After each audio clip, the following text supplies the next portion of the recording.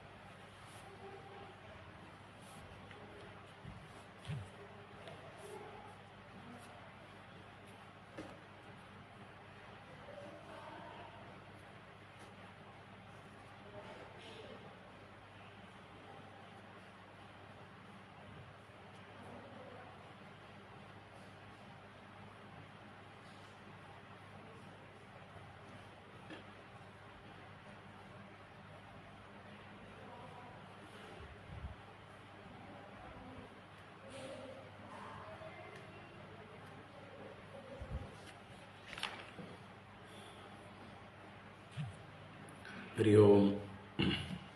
എല്ലാവർക്കും നമസ്കാരം. ഓം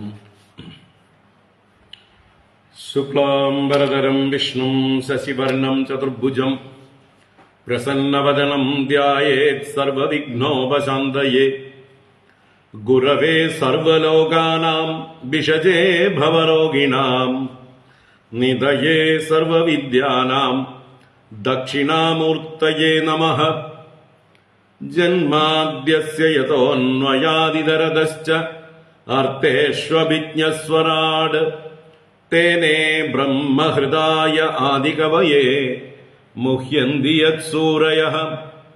തേജോ വാരിമൃതാം യദാ വിനിമയോ യത്ര ത്രിസർഗോ മൃഷാ ധാംനാ സ്വേന സദാ നിരസ്തകുഹകം സത്യം പരം ധീമഹി.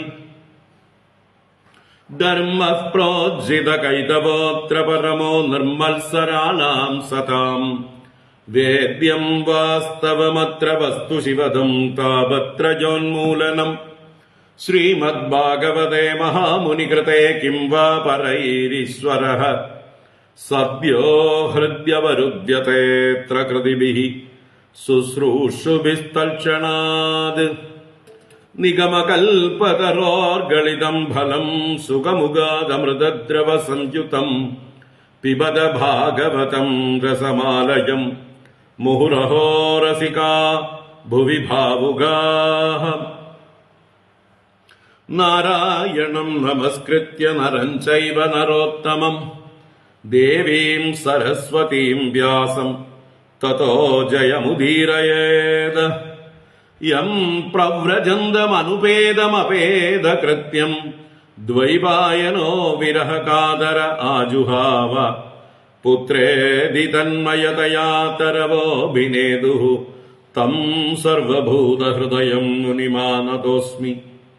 യസ്വാനുഭാവമഖിലശ്രുതിസാരമേകം അധ്യാത്മദീപമതിതിദീർഷതാം തമോന്തം.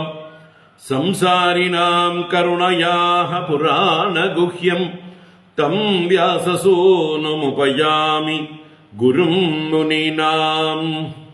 മൂകം കരോതി വാചാലം പങ്കും ലംഘയതേ ഗിരിം യകൃപാത്തമഹം വന്ദേ പരമാനന്ദമാധവം.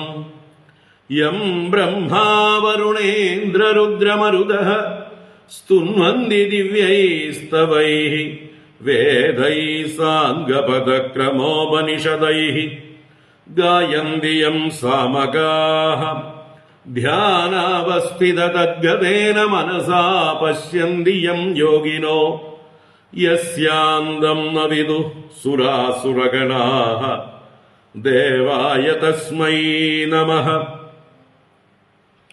കോമളം കൂജയൻ വേണും ശ്യാമളോയം കുമാരകഃ വേദവേദ്യം പരം ബ്രഹ്മ ഭാസതാം പുരതോ മമ.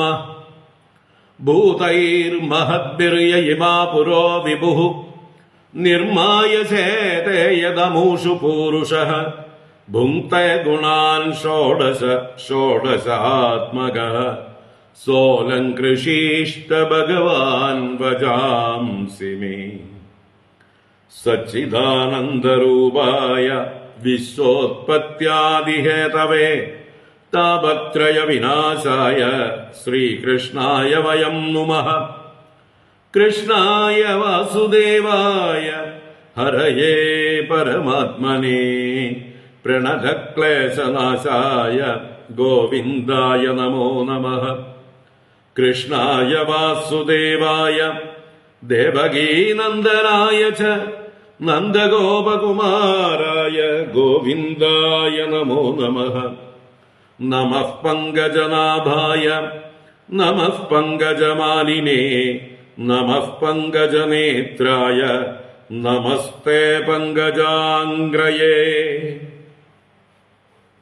പീതാംബരം കരവിരാജിത ശംഖചക്രകൗമോദഗീ സരസിജം കരുണാസമുദ്രം രാധാസഹായമതിസുന്ദരമന്ദഹാസം വാതാലയേശമനിശം ഹൃദി ഭാവയാമി. വാതാലയേശമനിശം ഹൃദി ഭാവയാമി. ഓം നമോ ഭഗവതേ വാസുദേവായ. ഓം നമോ നാരായണായ. ഓം ശ്രീ ഗുരുഭ്യോ നമഃ. ഓം ശ്രീ ഗുരുവായൂരപ്പ ശരണം. ഓം നമഃ പരമഋഷിഭ്യോ നമഃ. പരമഋഷിഭ്യഃ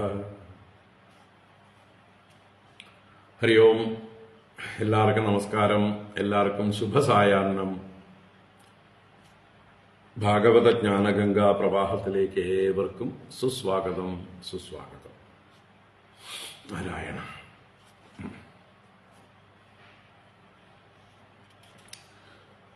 ഭാഗവത ജ്ഞാനഗംഗ നവമസ്കന്ധത്തിലെ 22-ാം അധ്യായത്തിലേക്ക് പ്രവേശിക്കുകയാണ്.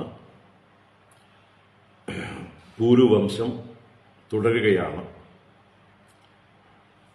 പൂരുവംശത്തിലെ ദുഷ്യന്തപുത്രനായ ഭരതന്റെ ചരിത്രവും ആ വംശത്തിലുണ്ടായ രന്തിദേവന്റെ ചരിത്രവും ഒക്കെ നമ്മൾ വിശദമായിട്ട് കണ്ടു. പിന്നീട് പലരുടെയും പേരുകൾ മാത്രമായിട്ട് കണ്ടു. അപ്പോൾ ശ്രദ്ധിക്കപ്പെടേണ്ട ആ കഥകളാണ് വിശദമായിട്ട് വർണ്ണിച്ചിരിക്കുന്നത്.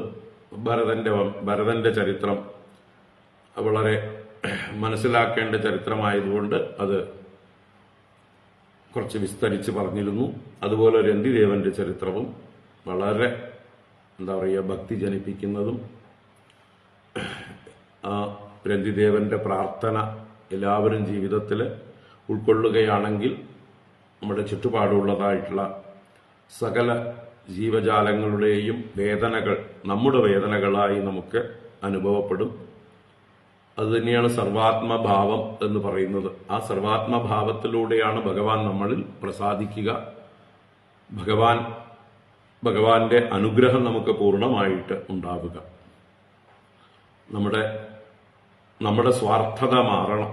നമ്മുടെ ശരീരത്തിന് സുഖം തരുന്ന നമ്മുടെ ഭാര്യ, മക്കൾ, ബന്ധുക്കൾ, ചുറ്റുപാടുള്ളവർ ഇതിൽ കുടുങ്ങിക്കിടക്കുകയാണ് നമ്മൾ. ഇതിൽ നിന്ന് പുറത്തേക്ക് കിടക്കണമെങ്കിൽ മറ്റുള്ള എല്ലാവരുടെയും വേദന നമ്മുടെ വേദനയായിട്ട് നമ്മൾ അനുഭവിക്കാൻ നമുക്ക് വിശാല ഹൃദയത്വം ഉണ്ടാവണം. അതിനെല്ലാറ്റിലും ഈശ്വരനെ കാണണം. അതാണ് രന്തിദേവൻ എല്ലായിടത്തും സർവത്ര വാസുദേവനെ കണ്ടു, ഭഗവാനെ ദർശിച്ചു.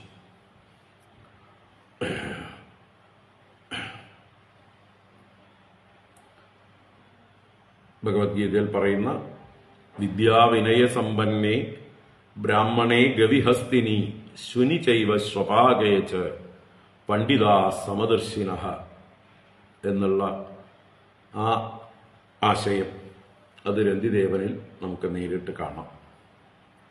എല്ലാവരിലും സമദർശികളാണ്, ഈശ്വരദർശികളാണ് യഥാർത്ഥ പണ്ഡിതന്മാർ, ആത്മജ്ഞാനമാകുന്ന പണ്ട ഉള്ളവർ. പണ്ട എന്നാൽ ആത്മജ്ഞാനമാണ്. അത് ആർക്കുണ്ടോ അവരാണ് പണ്ഡിതൻ. പണ്ടാസ്യസ്തീതി പണ്ഡിത. പണ്ട മീൻസ് ആത്മവിഷയം ജ്ഞാനം, പരമാർത്ഥ വിഷയത്തെക്കുറിച്ച്, സത്യത്തെക്കുറിച്ചിട്ടുള്ള അറിവ്. അപ്പൊ നമ്മളിപ്പോ സത്യം പരം ധീമഹി, സത്യം പരം ധീമഹി, സത്യം പരം ധീമഹി എന്ന് നിത്യവും നമ്മൾ ഭാഗവതത്തിലൂടെ അതിനാണ് ശ്രമിക്കുന്നത്. ആ പരമസത്യത്തെ അനുസന്ധാനം ചെയ്യാൻ, ആ പരമസത്യത്തെ ചേർന്ന് നിൽക്കാൻ, ആ പരമസത്യവുമായി എന്നും കണക്റ്റഡ് ആയിരിക്കാൻ. അപ്പൊ നമ്മുടെ അല്പത്തരങ്ങളെല്ലാം, നമ്മുടെ സങ്കുചിത ഭാവങ്ങളെല്ലാം വിട്ടുപോകണം. എല്ലാവരെയും ഈശ്വര സ്വരൂപികളായിട്ട് കാണാൻ കഴിയണം. ഇതാണ് നമ്മൾ രന്തിദേവന്റെ ചരിത്രത്തിൽ നിന്ന് പഠിക്കേണ്ടത്. ഓർമ്മിക്കുക, ഇടയ്ക്കിടയ്ക്ക് വായിക്കുക രന്തിദേവ ചരിതം, നമ്മളെ പ്രചോദിപ്പിക്കട്ടെ. അപ്പോൾ പിന്നീട് ആ പൂർവവംശം തുടരുകയാണ്. നമ്മുടെ കൃപനും കൃപിയും വരെയുള്ള കഥ പറഞ്ഞു അല്ലെ. കൃപൻ കൃപി ശരദ്വാന്റെ പുത്രനായി ഗൗതമന്റെ വംശത്തിൽ മിഥുനങ്ങളായി കൃപനും കൃപിയും ജനിച്ചു. ആ കൃപി ദ്രോണന്റെ പത്നിയായി ഭവിക്കുന്നു. കൃപൻ കൗരവന്മാരുടെ ഗുരുവായി മാറുന്നു. ശന്തനുവിനാൽ വളർത്തപ്പെട്ട് ആ ഹസ്തിനപുരത്തിൽ തന്നെ വളർന്ന് ഹസ്തിനപുരത്തിലെ ഒരു ആചാര്യനായി മാറുകയാണ് ഈ കൃപൻ. നമുക്ക് ഇനിയും ആ പൂർവവംശം വർണ്ണിക്കുന്നത് തുടരാം.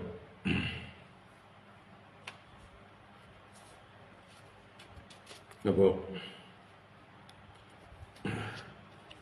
മുമ്പ് ഒരു ദിവോദാസന്റെ പേര് പറഞ്ഞിരുന്നു.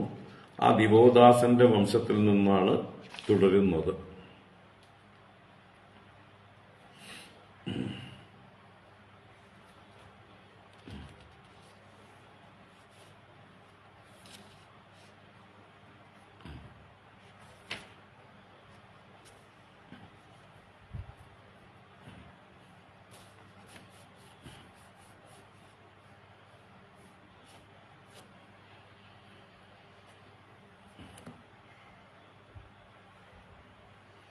മുദ്ഗലാത് ഭാർമ്യാത് ദിവോദാസഃ പുമാനഭൂത് അഹല്യ കന്യകായസ്യാം ശതാനന്ദസ്തു ഗൗതമാത്.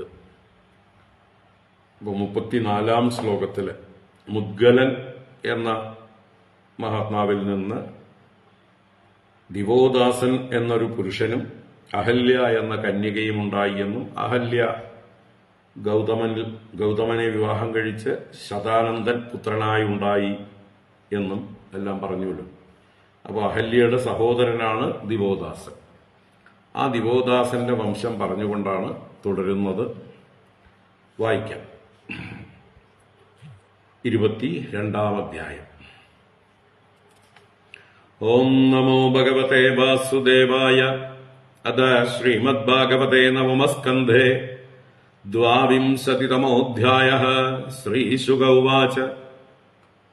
മിത്രേയുശ്ച ദിവോദാസാത് ച്യവനസ്ഥൽ സുതോ നൃപ സുദാസഃ സഹ ദേവോധ സോമകോ ജന്തുജന്മകൃത് തസ്യ പുത്രശതം തേഷാം യവീയാൻ പൃഷതഃ സുതഃ ദ്രുപദോ ദ്രൗപദീ തസ്യ ദൃഷ്ടദ്യുമ്നാദയഃ സുതാഃ ദൃഷ്ടദ്യുമ്നാ ദൃഷ്ടകേതുഃ ബാർമ്യാഃ പഞ്ചാലകായിമേ യോ അജമീഢസുതോ ഹ്യന്യഃ ഋക്ഷഃ സംവരണസ്തതഃ തപത്യാം സൂര്യകന്യായാം കുരുക്ഷേത്രപതിഃ കുരുഃ പരീക്ഷിത്സുതനുർജന്മുഃ നിഷദാശ്വഃ കുരോസുതാഃ സുഹോത്രോഭൂത് സുധനുഷഃ ച്യവനോദ തതഃ കൃതീ വസുസ്തസ്യോപരിചരോ ബൃഹദ്രതമുഖാസ്തതഃ കുശാംബ മത്സ്യ പ്രത്യഗ്ര ചേദിപാദ്യാശ്ച ചേദിപാഃ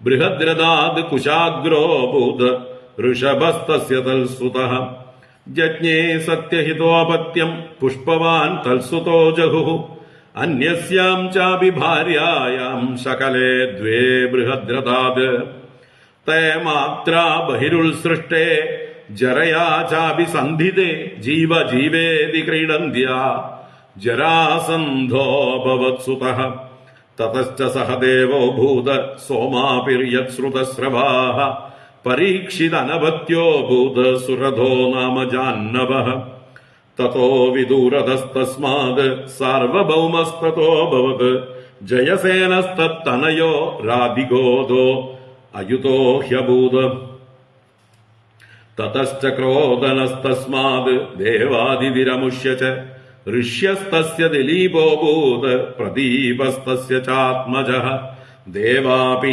ശന്തനുസ്തസ്യ ബാൽഹീക ഇതി ചാത്മജാഃ പിതൃരാജ്യം പരിത്യജ്യ ദേവാഭിസ്തു വനംഗതഃ അഭവൽ ശന്തനൂ രാജാ പ്രാങ് മഹാഭിഷസംജ്ഞിതഃ യം യം കരാഭ്യാം സ്പൃശതി ജീർണം യൗവനമേധി സഹ ശാന്തിമാപ്നോതി ചൈവാഗ്ര്യാം കർമ്മണാ തേന ശന്തനുഃ സമാദ്വാദശതദ്രാജ്യേ നവവർഷയദാ വിഭുഃ ശന്തനുർ ബ്രാഹ്മണൈരുക്തഃ പരിവേത്തായമഗ്രഭുക്ക് രാജ്യം ദേഹി അഗ്രജായാശു പുരരാഷ്ട്രവിവൃദ്ധയേ ഏവമുക്തോ ദ്വിജൈർജ്യേഷ്ഠം ചന്ദയാമാസ സോബ്രവീത തന്മന്ത്രി പ്രഹിതൈർവിപ്രൈഃ വേദാദിഭ്രംശിതോ ഗിരാം വേദവാദാദിവാദാൻ വൈ തദാ ദേവോ വവർഷഃ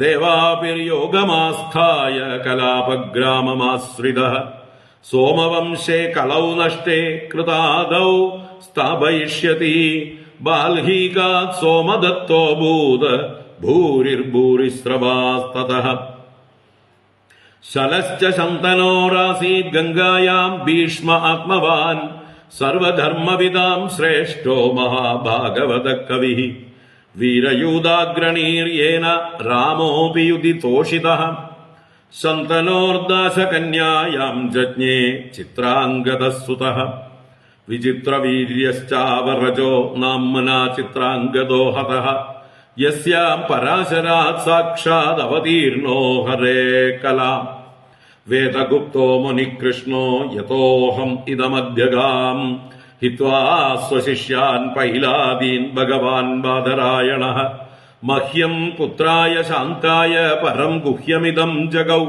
വിചിത്രവീര്യോ അധോവാഹ കാശിരാജസുതേ ബലാത് സ്വയംവരാദുപാനീതേ അംബികാംബാലികേ ഉഭേ തയോരാസക്തഹൃദയോ ഗൃഹീതോ യക്ഷ്മണാമൃതഃ ക്ഷേത്രേ അപ്രജസ്യ വൈ ഭ്രാതുഃ മാത്രോക്തോ ബാദരായണഃ ധൃതരാഷ്ട്രം ച പാണ്ഡും ച വിദുരം ചാപ്യജീജനത് ഗാന്ധാര്യാം ധൃതരാഷ്ട്രസ്യ ജജ്ഞേ പുത്രശതം നൃപ തത്ര ദുര്യോധനോ ജ്യേഷ്ഠോ ദുശ്ശളാ ചാപി കന്യകാ ശാപാൻ മൈഥുനരുദ്ധസ്യ പാണ്ഡോഃ കുന്ത്യാ മഹാരഥാഃ ജാതാ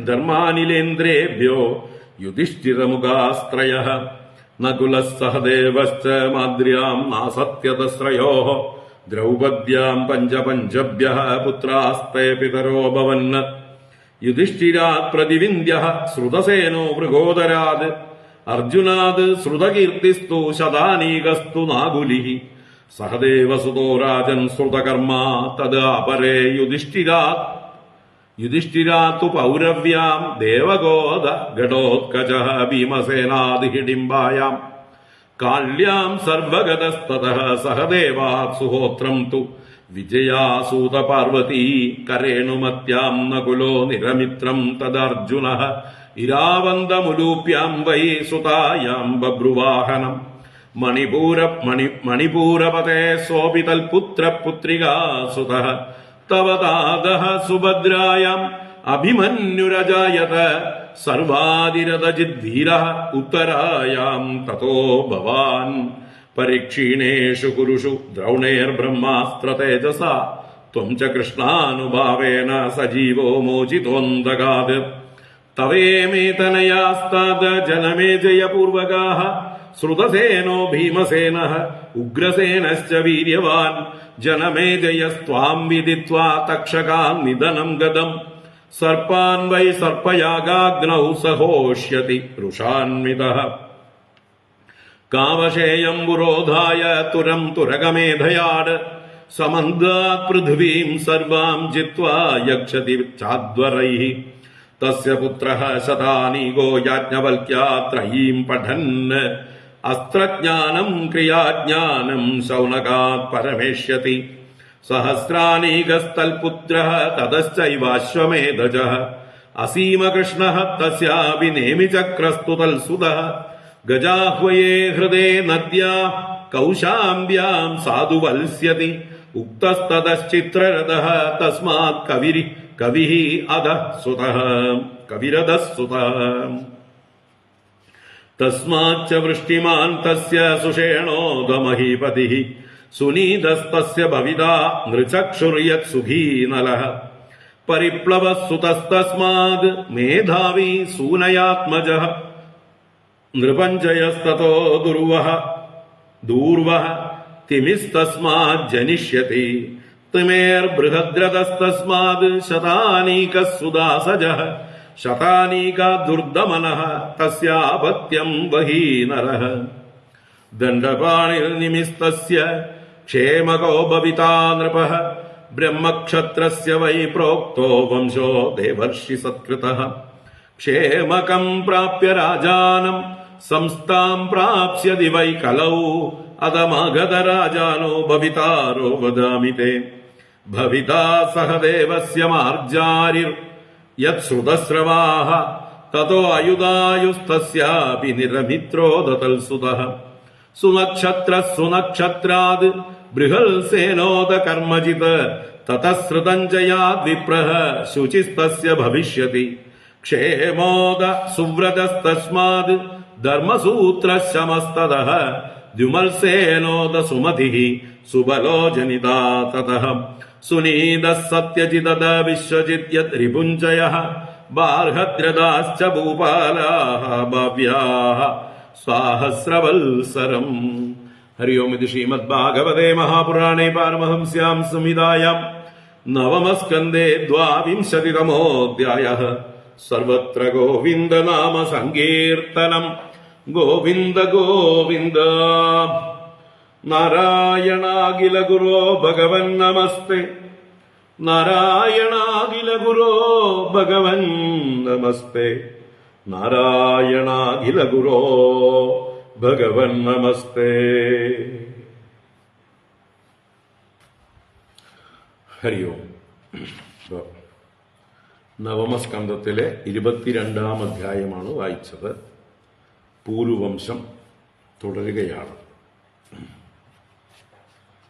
രന്തിദേവന്റെ കഥയ്ക്ക് ശേഷം പൂരുവംശത്തിലെ രാജാക്കന്മാരെ പേരെടുത്ത് പറഞ്ഞുകൊണ്ടിരിക്കുകയായിരുന്നു. അതിന്റെ തുടർച്ചയായിട്ട് ഈ അധ്യായം കൂടി പൂരുവംശമാണ്. ഈ അധ്യായത്തിൽ അവസാന ഭാഗം നമ്മൾ വായിച്ചത് ഇനിയും കലിയുഗത്തിൽ വരാനിരിക്കുന്ന 1000 വർഷങ്ങളിൽ ഉണ്ടാകുന്ന രാജാക്കന്മാരുടെ പേര് വരെ പറഞ്ഞു. എന്നുവെച്ചാൽ പരീക്ഷത്തിന് ശേഷം ജനമേജയന്റെ സന്തതി പരമ്പരകളായിട്ട് 1000 വർഷത്തേക്കുള്ള രാജാക്കന്മാരുടെ പേര് പറഞ്ഞു. ഇപ്പൊ എന്തായാലും 5000 വർഷമായി. അതുകൊണ്ട് തന്നെ അവരുടെ പരമ്പര കഴിഞ്ഞ് 4000 വർഷമായി. എങ്കിലും എന്താ പറയാ, പേരിന് പൂർവവംശം, ചന്ദ്രവംശം ഏതെങ്കിലും രീതിയിലൊക്കെ നിലനിൽക്കുന്നുണ്ട് ലോകത്ത് പല പേരുകളിൽ. ഏറ്റവും ആ പ്രാധാന്യമർഹിക്കുന്ന ആ തലമുറകൾ വരെ പറഞ്ഞു നിർത്തിയതാണ്. അതിനുശേഷം ആ വംശം തുടർന്നിട്ടുണ്ട്. ഇന്നും ആ ചന്ദ്രവംശത്തിലെ ആളുകളൊക്കെ ഈ ഭൂമിയിലുണ്ട്, പൂർവവംശത്തിലെ ആളുകളൊക്കെ ഉണ്ട് എന്ന് നമുക്ക് കരുതാവുന്നതാണ്.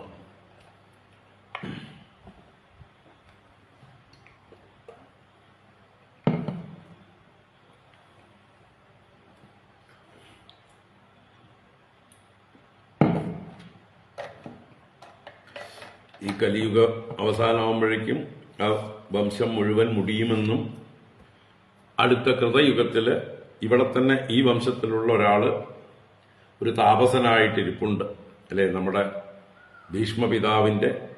ഭീഷ്മന്റെ പിതാവിന്റെ ശന്തനുവിന്റെ ജ്യേഷ്ഠൻ ദേവാഭി. ആ ദേവാഭി ഒരു താപസനായിട്ടിരിക്കുകയാണ്. അദ്ദേഹം അടുത്ത കൃതയുഗത്തില് സന്തതികളെ ജനിപ്പിക്കുകയും അവര് ഈ വംശത്തെ പിന്നീട് നിലനിർത്തുകയും ചെയ്യും എന്നിടയ്ക്ക് പറഞ്ഞിട്ടുമുണ്ട്. അപ്പോൾ ഈ കലിയുഗം കൊണ്ടും തീരുന്നില്ല, അടുത്ത യുഗത്തിലേക്കും ഈ വംശം എക്സ്റ്റെൻഡ് ചെയ്തിരിക്കും. അടുത്ത കൃതയുഗത്തിലും അത് കണ്ടിന്യൂ ചെയ്യും എന്നർത്ഥം. അപ്പൊ അതിങ്ങനെ തുടർന്നുകൊണ്ടിരിക്കും. സൂര്യവംശവും അതുപോലെ തന്നെ. രണ്ട് വംശങ്ങളും ഈ ഭൂമിയില് പല പേരില്, പല രൂപത്തില്, ഇപ്പോഴത്തെ മോഡേൺ പേരുകളിൽ, മോഡേൺ സൂട്ടും കോട്ടും ഒക്കെ ഇട്ടിട്ടുള്ള ആൾക്കാരായിരിക്കുന്നു മാത്രം.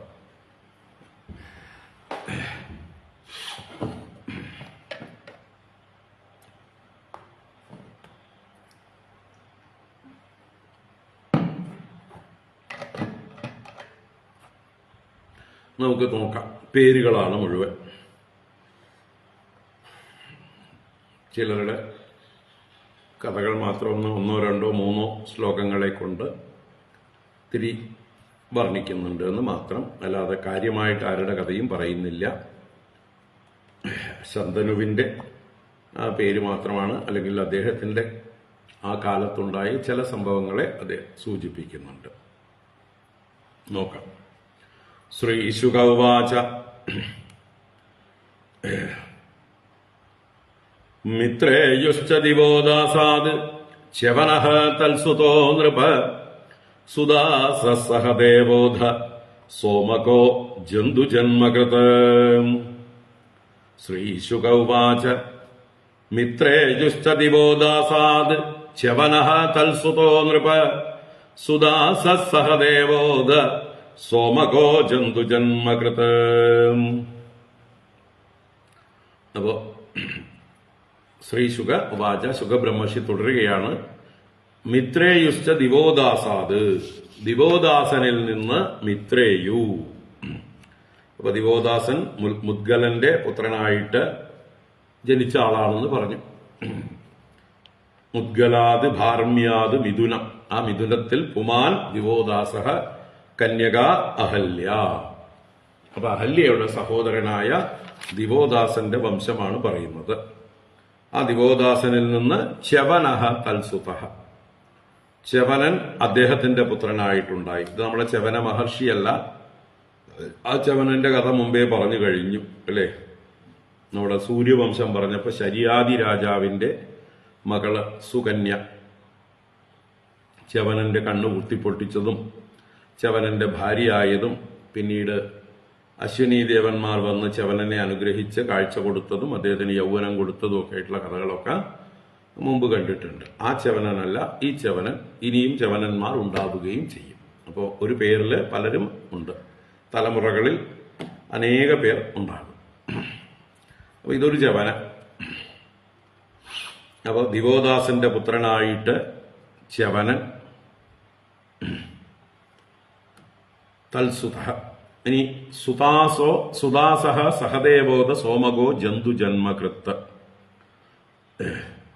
ആ ച്യവനന്റെ സഹോദരന്മാർ തന്നെയാണ് സുദാസനും സഹദേവനും സോമകനും. 4 പേരാണ്. ച്യവനഃ, തൽസുതഃ, സുദാസഃ, സഹദേവഃ, അത് സോമകഃ. ആ സോമകനാണ് ജന്തു എന്ന് പറഞ്ഞ ആൾക്ക് ജന്മകൃത്തായത്. ജന്തു എന്നൊരാളുടെ പേരാണ് കേട്ടോ.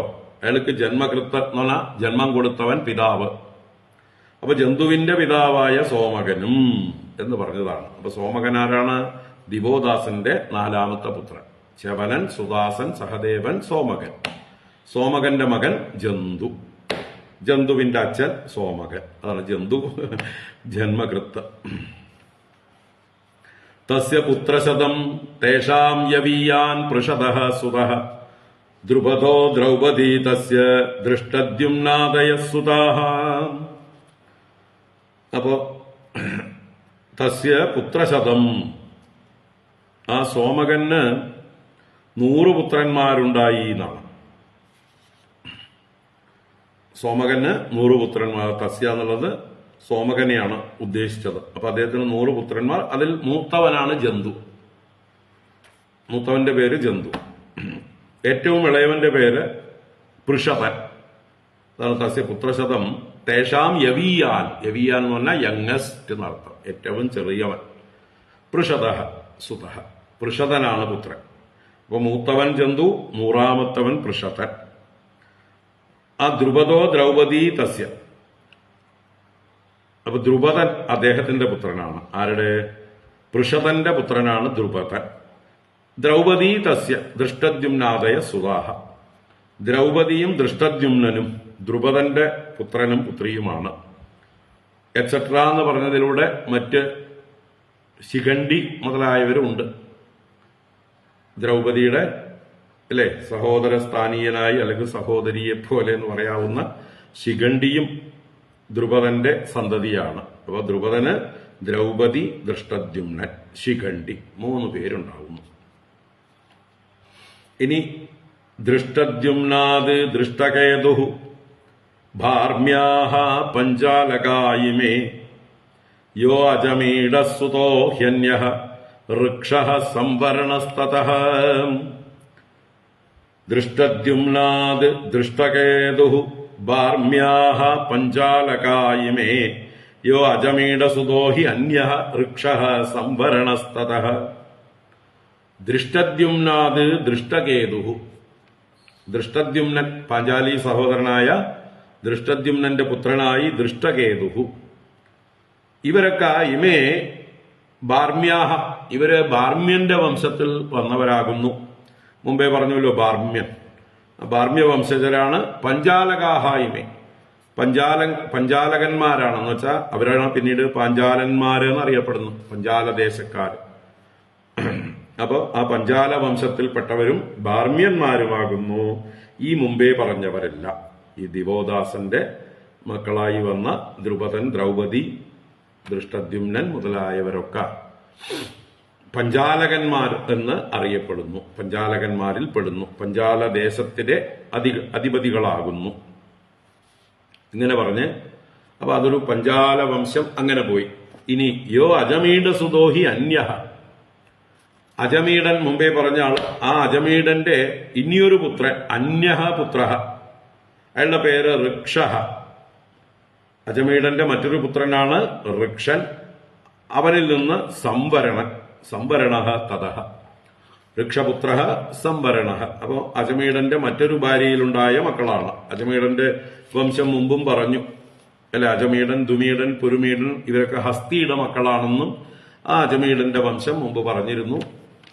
ആ അജമീഡനിൽ നിന്ന് ഋക്ഷൻ എന്ന പുത്രൻ, അവന്റെ പുത്രൻ സംവരണൻ. തുടർന്ന് തപത്യാം സൂര്യകന്യായാം കുരുക്ഷേത്രപതി കുരുഹു പരീക്ഷിത് സുധനുർജന്നുഹു നിഷദാശ്വഃ കുരോഃ സുതാഃ. തപത്യാം സൂര്യകന്യായാം കുരുക്ഷേത്രപതി കുരുഹു പരീക്ഷിത് സുധനുർജന്നുഹു നിഷേധാശ്വഃ കുരോഃ സുതാഃ. സൂര്യകന്യയായ തപതിയിൽ,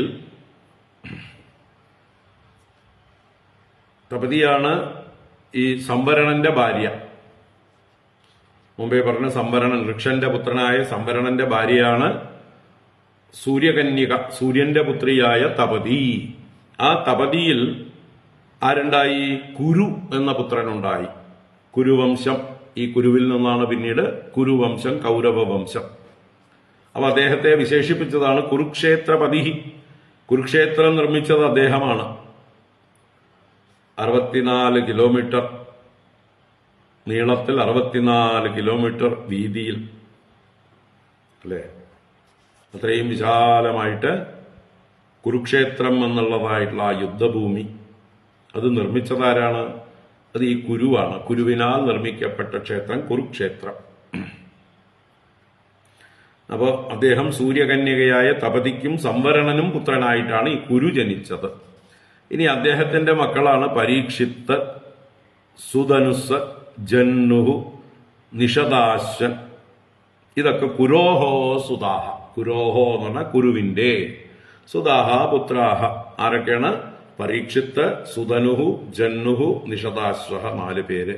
അപ്പോൾ പരീക്ഷിത്ത്, ഈ പരീക്ഷത്തിനോടാണ് പറയുന്നത് പൂർവീകനായ ഒരു പരീക്ഷത്തിനെ കുറിച്ച്. പരീക്ഷത്തുകളും അനേകമുണ്ടാകാം. അപ്പൊ ഇത് പൂർവീകനായ പരീക്ഷിത്താണ്, കുരുവിന്റെ മകനായ പരീക്ഷിത്ത്. ഇപ്പൊ കേട്ടുകൊണ്ടിരിക്കുന്നത് അഭിമന്യുപുത്രനായ പരീക്ഷിത്താണ്. ഇനി സുഹോത്രോഭൂത് സുതനുഷഃ ച്യവനോദ തതകൃതി വസുസ്തസ്യോപരിചരോ ബൃഹദ്രതമുഖാസ്തതഃ. സുഹോത്രോഭൂത് സുതനുഷഃ ച്യവനോദ തതകൃതി വസുസ്തസ്യോപരിചരോ ബൃഹദ്രതമുഖാസ്തതഃ. ഇപ്പോ കുരുവിന്റെ 4 മക്കളിൽ രണ്ടാമനായ സുധനുസ്, അദ്ദേഹത്തിന്റെ പുത്രനെയാണ് ആദ്യം പറയുന്നത്. സുഹോത്രഃ അഭൂത് സുധനുഷഃ.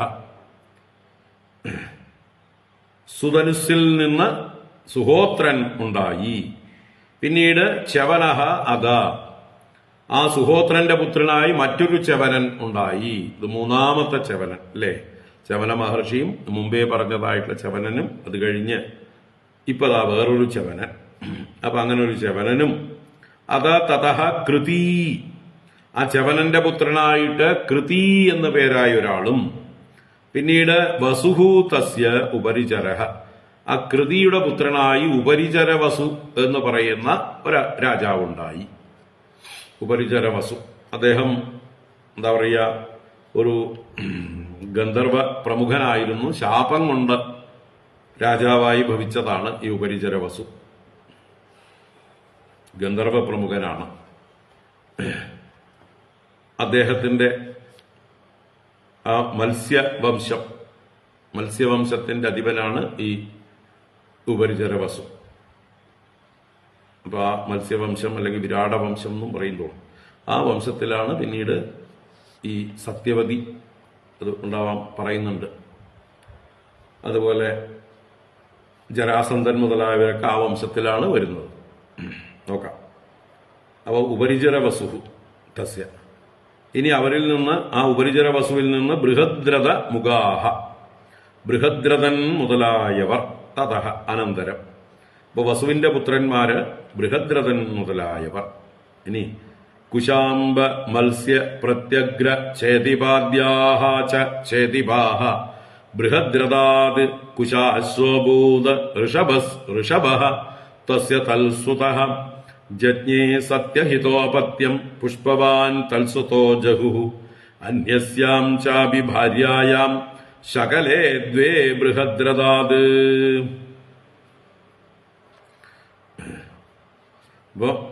കുശാംബ മത്സ്യ പ്രത്യഗ്ര ചേതിപാദ്യാശ്ച ചേതിപാഹ ബൃഹദ്രഥാത് കുശാശ്വഭൂത ഋഷഭസ്തസ്യ തൽസുതഃ ജജ്ഞേ സത്യഹിതോപത്യം പുഷ്പവാൻ തൽസുതോ ജഹുഃ അന്യസ്യാം ചാപി ഭാര്യായാം ശകലേ ദ്വേ ബൃഹദ്രഥാത്.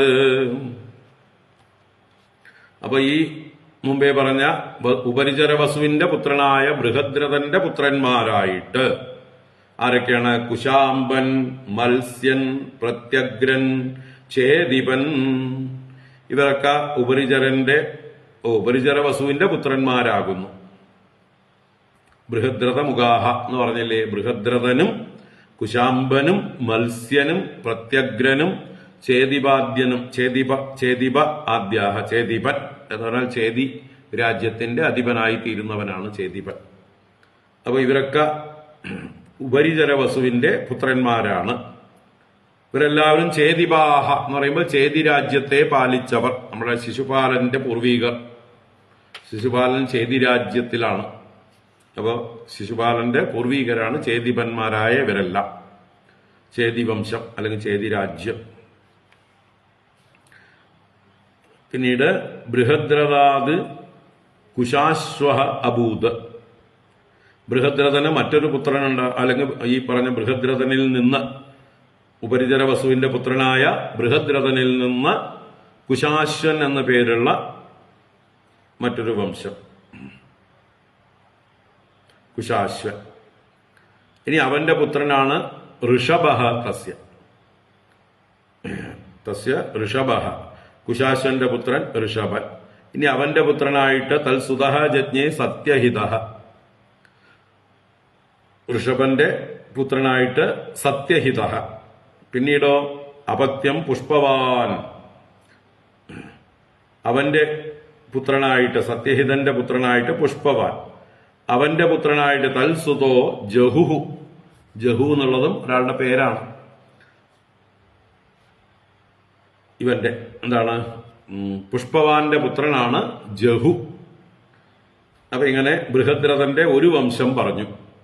ഒരു ഭാര്യയിലുണ്ടായ മക്കളാണ് ഇതൊക്കെ. ബൃഹദ്രഥന് കുശാശ്വൻ, കുശാശ്വന്റെ മകനായി ഋഷഭൻ, ഋഷഭന്റെ പുത്രനായി സത്യഹിതൻ, സത്യഹിതന്റെ പുത്രനായി പുഷ്പവാൻ, അദ്ദേഹത്തിന്റെ പുത്രനായിട്ട് ജഹു. ഇനി അന്യസ്യാം ചാപി ഭാര്യയാം ശകലേ ദ്വേ ബൃഹദ്രഥാത്. ആ ബൃഹദ്രഥനിൽ നിന്ന് അന്യസ്യാം ഭാര്യയായ മറ്റൊരു ഭാര്യയിൽ, അപ്പൊ ബൃഹദ്രഥന് 2 ഭാര്യമാരുണ്ടായിരുന്നു. അതില് മറ്റൊരു ഭാര്യയിൽ ദ്വേ ശകലേ, 2 ശകലങ്ങൾ ഉണ്ടായി. 2 ശകലങ്ങൾ എന്ന് പറഞ്ഞാൽ ശരീരത്തിന്റെ അർദ്ധ ഭാഗങ്ങളായിട്ട് 2 കഷ്ണങ്ങൾ. ഇവിടെ ജരാസന്ധന്റെ കഥ പറയുകയാണ്. ജരാസന്ധൻ എങ്ങനെയാണ് ജരാസന്ധനായത്? അപ്പൊ അമ്മ പ്രസവിച്ചപ്പോ ശരീരം പകുതിയായിട്ട് ഖണ്ഡിക്കപ്പെട്ടിട്ട് ഒരു കഷ്ണം ജഡമായിട്ട് മറ്റൊരു കഷ്ണവും ജഡമായിട്ട് 2 വേർപെട്ടിട്ടുള്ള കഷ്ണങ്ങളാണ് കിട്ടിയതാണ് ശകലേ. ദ്വേ ശകലേ, 2 ശകലങ്ങളായിട്ട് കിട്ടി. ശകലം എന്ന് പറഞ്ഞാൽ മുറിക്കപ്പെട്ടത് എന്നാണ് അർത്ഥം. അപ്പോ 2 ഗണ്ഡങ്ങൾ ലഭിച്ചു. എന്നിട്ടോ അതെന്ത് ചെയ്തു? തേ മാത്രാ ബഹിരുത്സൃഷ്ടേ ജരയാ ചാഭിസന്ധിതേ ജീവജീവേതി ക്രീഡന്ത്യ ജരാസന്ധോ ഭവത്സുതഃ. തേ മാത്രാ ബഹിരുത്സൃഷ്ടേ ജരയാ ചാഭിസന്ധിതേ ജീവജീവേതി ക്രീഡന്ത്യ ജരാസന്ധോ ഭവത്സുതഃ. അപ്പൊ ബൃഹദ്രഥന്റെ ഭാര്യ പ്രസവിച്ചത് 2 കഷ്ണങ്ങൾ. അത് തേ ദ്വേ ശകലേ മാത്രാ ബഹിരുത്സൃഷ്ടേ, അമ്മയാൽ, മാത്ര എന്ന് പറഞ്ഞാൽ അമ്മയാൽ, ബഹിരുത്സൃഷ്ടേ പുറത്ത് വലിച്ചെറിയപ്പെട്ടു, ഉപേക്ഷിക്കപ്പെട്ടു എന്നർത്ഥം. ആ ജഡമായ പിണ്ടങ്ങളെ, 2 ശരീര കഷ്ണങ്ങളെ ഉപേക്ഷിച്ചു. അപ്പോഴോ ജരയാച അഭിസന്ധിതേ, ജര എന്ന് പറഞ്ഞ ഒരു രാക്ഷസ സ്ത്രീക്ക് ഈ 2 കഷ്ണങ്ങൾ കിട്ടി. ആ കഷ്ണങ്ങളെ കൂട്ടിച്ചേർത്തു. അഭിസന്ധിതേ, നേരെ വെച്ച് അഭിസന്ധാനം ചെയ്തിട്ട് ജീവ ജീവ ഇതി ക്രീഡന്ത്യ, അവള് പ്രാർത്ഥിച്ചു, അല്ലെങ്കിൽ അവള് സങ്കല്പിച്ചു, ജീവ ജീവ, ജീവിച്ചാലും ജീവിച്ചാലും എന്ന് അവൾ ക്രീഡിച്ചു. അപ്പൊ അങ്ങനെ ജരയാൽ ചേർത്ത് വെച്ച് ജീവിക്കൂ ജീവിക്കൂ എന്ന് പറഞ്ഞതുകൊണ്ട് അവൻ ജനിച്ചു, അവൻ ജീവിച്ചു. ജീവനുണ്ടായി ആ 2 ശകലങ്ങൾക്ക് ഒന്നിച്ചു ചേർന്നിട്ട്. അവനാണ് ജരാസന്ധോ ഭവത്സുതഃ.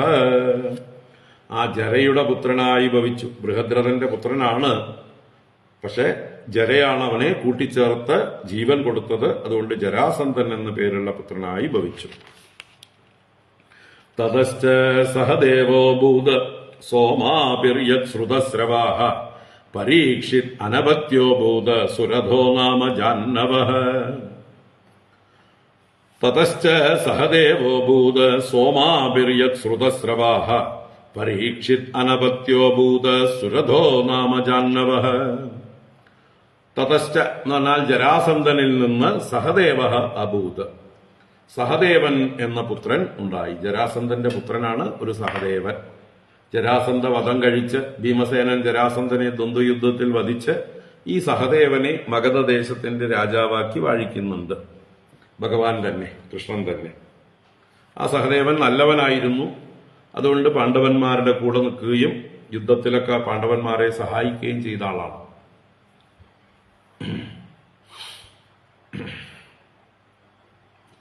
ആ ജരാസന്ധന്റെ പുത്രനായ സഹദേവനാണ് ഭഗവാന് 20,800 രാജാക്കന്മാരെ കാരാഗ്രഹത്തിൽ നിന്ന് മോചിപ്പിച്ചു കൊടുക്കുന്നത്. ആ സഹദേവൻ യുധിഷ്ഠിരന്റെ രാജസൂയത്തിലേക്ക് ധാരാളം സംഭാവനകളും കൊണ്ടുവന്ന് സമ്മാനങ്ങളായിട്ട് കൊടുക്കും. അപ്പോൾ നല്ലവനാണ് ഈ ജരാസന്ധന്റെ പുത്രനായ സഹദേവൻ. ആ സഹദേവനെ കുറിച്ചാണ് ഇവിടെ പറഞ്ഞത്. തതശ്ച സഹദേവോ ഭൂത് സോമാഭിർ യത് ശ്രുതസ്രവാഹ. അവനിൽ നിന്ന് സോമാഭി, സഹദേവന്റെ പുത്രനായി സോമാഭിയും അവന്റെ പുത്രൻ ശ്രുതസ്രവസ് എന്ന് പറയാം. സോമാഭിയുടെ പുത്രനായി ശ്രുതസ്രവസ്. പിന്നെ പരീക്ഷിത് അനപത്യോഭൂത്. കുരുവിന്റെ മക്കളെ കുറിച്ച് മുമ്പ് പറഞ്ഞപ്പോ അതിലൊരു പരീക്ഷത്തിനെ കുറിച്ച് പറഞ്ഞുവല്ലോ. ആ പരീക്ഷത്തിന് സന്തതികൾ ഉണ്ടായില്ല. അനപത്യ അഭൂത്, അപത്യരഹിതനായിരുന്നു, സന്താനരഹിതനായിരുന്നു എന്ന് പറഞ്ഞ ആ കഥ കഴിച്ചു. സുരതോ നാമ ജാന്നവഹ. ജന്നു എന്ന കുരുവിന്റെ ഒരു മകനെ കുറിച്ച് പറഞ്ഞു. ജന്നുവിന്റെ പുത്രൻ ജാന്നവൻ. അവനാരാണ്? സുരതൻ എന്നാണ് പേര്. അപ്പൊ ജന്നുവിന്റെ പുത്രനായി സുരതൻ എന്നൊരു പുത്രനുണ്ടായി. ആ സുരതന്റെ മക്കളുടെ പേര് പറയണ വീണ്ടും. തതോ വിദൂരതസ്തസ്മാത് സാർവഭൗമസ്തതോഭവത് ജയസേനസ്തനയോ രാധിഗോതോദ്യുമാനഭൂത്. തതോ വിദൂരതസ്തസ്മാത് സാർവഭൗമസ്തതോഭവത് ജയസേനസ്തനയോ രാധിഗോതോദ്യുമാനഭൂത്. അപ്പോ ഇവിടെ സുരതൻ എന്ന് പറഞ്ഞല്ലോ അവസാനം. ആ ജന്നുവിന്റെ പുത്രനായ സുരതൻ. ആ സുരതനിൽ നിന്ന് തതഹ വിദൂരത, സുരതന്റെ പുത്രനായി വിദൂരതൻ, അവന്റെ പുത്രനായി സാർവഭൗമഃ. വിദൂരതന്റെ പുത്രനാണ് സാർവഭൗമഃ. തതഹ അഭവത്. അവന്റെ പുത്രനായി ജയസേനഃ തത്തനയഃ. ജയസേനൻ അവന്റെ പുത്രനായി. രാധികഃ അതഃ. ജയസേനന്റെ പുത്രനായി രാധികൻ. ഇനി അവന്റെ പുത്രനായി ദ്യുമാൻ അഭൂത്. രാധികന്റെ പുത്രനാണ് ദ്യുമാൻ. തുടരുകയാണ്. തതശ്ച ക്രോധനഃ തസ്മാത് ദേവാദിതിഃ അമുഷ്യ ച ഋഷ്യഃ തസ്യ ദിലീപോഭൂത് പ്രദീപഃ തസ്യ ചാത്മജഃ. തതശ്ച ക്രോധനഃ തസ്മാത് ദേവാദിതിഃ അമുഷ്യ ച ഋഷ്യഃ തസ്യ ദിലീപോഭൂത് പ്രദീപസ്തസ്യ ചാത്മജഃ. തതശ്ച ക്രോധനഃ. ഇപ്പം അവസാനം പറഞ്ഞ ദ്യുമാന്റെ പുത്രനായി ക്രോധനൻ. തസ്മാത് ദേവാദിതി, അവന്റെ പുത്രനായി ദേവാദിതി. അമുഷ്യ ച ഋഷ്യഃ. ദേവാദിതിയുടെ അമുഷ്യ എന്ന് പറഞ്ഞാൽ അവന്റെ പുത്രനായിട്ട് ഋഷ്യഃ. തസ്യ ദിലീപഃ. ഋഷ്യന്റെ പുത്രനായി ദിലീപൻ അഭൂത് ഭവിച്ചു. ഇനി പ്രദീപഃ തസ്യ ചാത്മജഃ. ദിലീപസ്യാത്മജഃ പ്രദീപഃ, പ്രദീപൻ. ഇനി ദേവാഭിഃ ശന്തനുസ്തസ്യ ബാഹ്ലീകൈതി ചാത്മജാഃ പിതൃരാജ്യം പരിത്യജ്യ ദേവാഭിസ്തു വനംഗതഃ. ദേവാഭിഃ ശന്തനുഃ തസ്യ ബാഹ്ലീകൈതി ചാത്മജാഃ പിതൃരാജ്യം പരിത്യജ്യ ദേവാഭിസ്തു വനംഗതഃ. ഇനി പ്രദീപൻ വരെയാണ് പറഞ്ഞു നിർത്തിയത് അല്ലെ. ദിലീപന്റെ പുത്രനായി പ്രദീപൻ. ആ പ്രദീപന്റെ പുത്രനാണ് ദേവാഭിഃ. അതേപോലെ ശന്തനുഹു, അതേപോലെ ബാഹ്ലീകഃ. 3 പേര് പ്രദീപന്റെ മക്കളാണ്. ദേവാഭിഃ ശന്തനുഹു ബാഹ്ലീകഃ. ഇത് ച ആത്മജാഃ. ഇങ്ങനെ പുത്രന്മാർ. പ്രദീപസ്യ പുത്രാഃ ദേവാഭിഃ ശന്തനുഹു ബാഹ്ലീകഃ. ഇത് അതിൽ മൂത്തപുത്രനാണ് ദേവാഭി. ആ ദേവാഭിയെ കുറിച്ച് പറയണ പിതൃരാജ്യം പരിത്യജ്യ ദേവാഭിസ്തു വനംഗതഃ. ദേവാഭി ജന്മന വിരക്തനായിരുന്നു, നിവൃത്തിനിരതനായിരുന്നു. അതുകൊണ്ട് അദ്ദേഹം ദേവാഭിഹി വനംഗതഃ. ദേവാഭിയാകട്ടെ വനത്തിലേക്ക് പോയി. എന്ത് ചെയ്തിട്ട്? പിതൃരാജ്യം പരിത്യജ്യ, തനിക്ക് ദായക്രമത്തിൽ ലഭിക്കാവുന്നതായിട്ടുള്ള തന്റെ പിതാവിന്റെ ആ പ്രദീപന്റെ സിംഹാസനത്തെ ഉപേക്ഷിച്ച് ദേവാബി ചെറുപ്രായത്തിൽ തന്നെ കാട്ടിലേക്ക് കയറി വാനപ്രസ്ഥനോ സന്യാസിയോ ഒക്കെ ആയിട്ട് തീർന്നു. അപ്പോഴോ അഭവത് ശന്തനൂ രാജ പ്രാങ് മഹാഭിഷസംജ്ഞിതഃ യം യം കരാഭ്യാം സ്പൃശതി ജീർണം യൗവനമേധി സഹ. അഭവത് ശന്തനൂ രാജ പ്രാങ് മഹാഭിഷസംജ്ഞിതഃ യം യം കരാഭ്യാം സ്പൃശതി ജീർണം യൗവനമേധി സഹ. അപ്പോ അഭവത് ശന്തനൂ രാജ, രണ്ടാമത്തെ പുത്രൻ പ്രദീപന്റെ രണ്ടാമത്തെ പുത്രൻ ദേവാബിയുടെ അനുജനായ ശന്തനു രാജാ അഭവത്, രാജാവായി ഭവിച്ചു. അദ്ദേഹത്തിന്റെ മുമ്പിലത്തെ പേര് പറഞ്ഞതാണ് പ്രാങ്. പ്രാങ് എന്ന് പറഞ്ഞ പ്രാക്ക്, പണ്ട്. മഹാഭിഷ സംജ്ഞിത, മഹാഭിഷൻ അഥവാ മഹാഭിഷക്ക് എന്ന സംജ്ഞയോടുകൂടിയവനായിരുന്നു. മഹാഭിഷക്ക് ബ്രഹ്മലോകം വരെ എത്തിയിരുന്ന ആ യോഗ്യനായിരുന്നു അല്ലെ. അവിടെ വെച്ച് ബ്രഹ്മസഭയിൽ വെച്ച് അർദ്ധനഗ്നയായി സഭയിൽ വന്ന ഗംഗയെ ശൃംഗാരഭാവത്തിൽ നോക്കിയതുകൊണ്ട് ഗംഗയും ശന്തനുവിനോട് അല്ലെങ്കിൽ ഈ മഹാഭിഷക്കിനോട് ശൃംഗാരഭാവത്തിൽ പെരുമാറിയതുകൊണ്ട് ആ രണ്ടുപേരും ബ്രഹ്മസഭയിൽ നിന്ന് പുറത്താക്കപ്പെട്ടു. നിങ്ങൾ ഈ സഭയിൽ ഇരിക്കാൻ യോഗ്യരല്ല, you get out from here എന്ന് ബ്രഹ്മദേവൻ ശപിച്ചു. അങ്ങനെ ബ്രഹ്മാവിന്റെ ശാപം കൊണ്ടാണ് മഹാഭിഷക്ക് ശന്തനുവായി ജനിച്ചത്. ഗംഗ ഭൂമിയില് മനുഷ്യ സ്ത്രീയായിട്ട് ശന്തനുവിന്റെ ഭാര്യയായിട്ടും ജനിക്കേണ്ടി വന്നത്. അപ്പൊ അതാണ് ഇവിടുത്തെ അദ്ദേഹത്തെ പ്രാങ് മഹാഭിഷ സംജ്ഞിത എന്ന് പറഞ്ഞു. മുൻപ് മഹാഭിഷക്ക് എന്ന സംജ്ഞയോടുകൂടിയവനായിരുന്നു. ഇദ്ദേഹത്തിന് ശന്തനു എന്ന് പേര് വരാൻ എന്താ കാര്യം? യം യം കരാഭ്യാം സ്പൃശതി ജീർണം യൗവനമേധി സഹ. എന്തെന്ത് യം യം യാതൊന്നിനെ കരാഭ്യാം സ്പൃശതി അദ്ദേഹം കൈകൾ കൊണ്ട് സ്പർശിക്കുന്നുവോ, ജീർണിച്ചതാണെങ്കിലും ജരാതരകൾ ബാധിച്ചതാണെങ്കിലും അദ്ദേഹം സ്പർശിച്ചാൽ യൗവനം ഏതി. അപ്പൊ ആരാര് വാർദ്ധക്യത്തെ പ്രാപിച്ചിട്ടുണ്ടോ അവരെയൊക്കെ ഇദ്ദേഹം ശന്തനു ഒന്ന് തലോടിയാൽ അവരൊക്കെ യൗവനത്തെ പ്രാപിക്കും എന്നാണ്. ജീർണം യൗവനമേധി സഹ.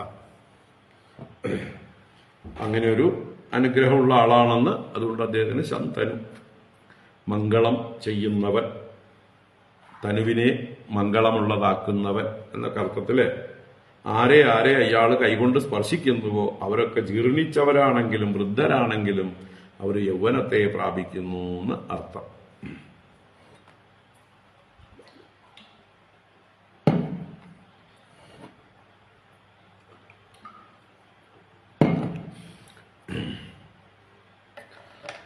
വാസ്തവത്തിൽ അദ്ദേഹത്തിന്റെ ഉള്ളിലുള്ള ആ കാമങ്ങളുടെ യൗവനമാണ് ഇവിടെ സൂചിപ്പിക്കപ്പെടുന്നത്, താത്വികമായിട്ട് പരോക്ഷമായിട്ട് അല്ലെ. ന ജാതു കാമാഹ കാമാനാം ഉപഭോഗേന ശാമ്യതേ ഹവിഷ കൃഷ്ണവർമ്മേവ ഭൂയയേവ വിവർദ്ധതേ. കാമങ്ങളെ നമ്മൾ എത്ര സ്പർശിച്ചാലും അത് വീണ്ടും വീണ്ടും യൗവനം പ്രാപിക്കും. ഏതേത് കാമങ്ങളെ നമ്മൾ പോഷിപ്പിക്കാൻ അല്ലെങ്കിൽ അതിനെ തൃപ്തിപ്പെടുത്താൻ ശ്രമിക്കുന്നുവോ അതാത് കാമങ്ങൾ വീണ്ടും വീണ്ടും യൗവനം പ്രാപിച്ചു വരും.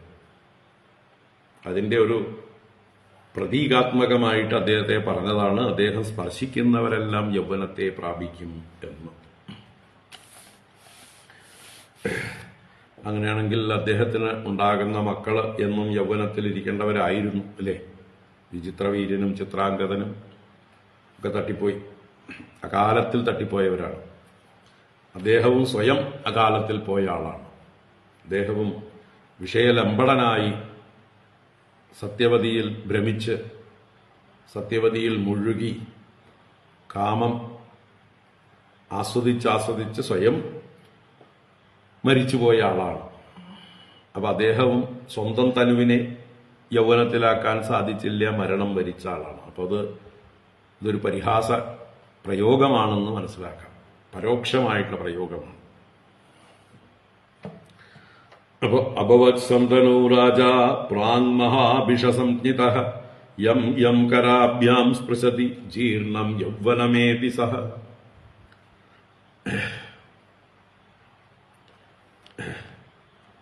ശാന്തിമാപ്നോതി ചൈവാഗ്ര്യാം കർമ്മണാ തേന ശന്തനുഃ സമാദ്വാദശ തദ്രാജ്യേ നവവർഷയതാ വിഭുഃ. ശാന്തിമാപ്നോതി ചൈവാഗ്ര്യാം കർമ്മണാ തേന ശന്തനുഃ സമാദ്വാദശ തദ്രാജ്യേ നവവർഷയതാ വിഭുഃ. അപ്പൊ അദ്ദേഹത്തിന് തേന കർമ്മണ അഗ്ര്യാം ശാന്തിം ആപ്നോതി, അദ്ദേഹം എല്ലാവരുടെയും കൈകൊണ്ട് സ്പർശിക്കുന്നത് കൊണ്ട് അവർക്ക് സുഖമുണ്ടാകുന്നു, ശാന്തി ഉണ്ടാകുന്നു. അഗ്ര്യാം ശാന്തി, ശ്രേഷ്ഠമായ ശാന്തിയെ ആപ്നോതി പ്രാപ്നോതി. അതുകൊണ്ട് അദ്ദേഹം ശന്തനു എന്നറിയപ്പെട്ടു. അദ്ദേഹം ഭരിക്കുമ്പോൾ ദ്വാദശ സമാദ്വാദശ തദ്രാജ്യേ നവവർഷ. യഥാ വിഭുഃ എന്ന് പറഞ്ഞാൽ യഥാ രാജാ അഭവത്, ശന്തനു രാജാവായിരുന്നപ്പോൾ, വിഭുവായിരുന്നപ്പോൾ, തദ്രാജ്യേ ദ്വാദശ 12 സംവത്സരങ്ങൾ നവവർഷ, വർഷമുണ്ടായില്ല, മഴ പെയ്തില്ല. ശന്തനുവിന്റെ ഭരണകാലത്ത് 12 വർഷം രാജ്യത്ത് ഭരണമുണ്ടായില്ല, അല്ല മഴയുണ്ടായില്ല. അപ്പൊ എന്തുപറ്റി? ശന്തനുഃ ബ്രാഹ്മണൈഃ ഉക്തഃ പരിവേത്തായം അഗ്രഭുക്ക് രാജ്യം ദേഹി അഗ്രജായാശു പുരരാഷ്ട്രവിവൃദ്ധയേ. ശന്തനുർ ബ്രാഹ്മണൈർ ഉക്തഃ പരിവേത്തായം അഗ്രഭുക്ക് രാജ്യം ദേഹി അഗ്രജായാശു പുരരാഷ്ട്രവിവൃദ്ധയേ.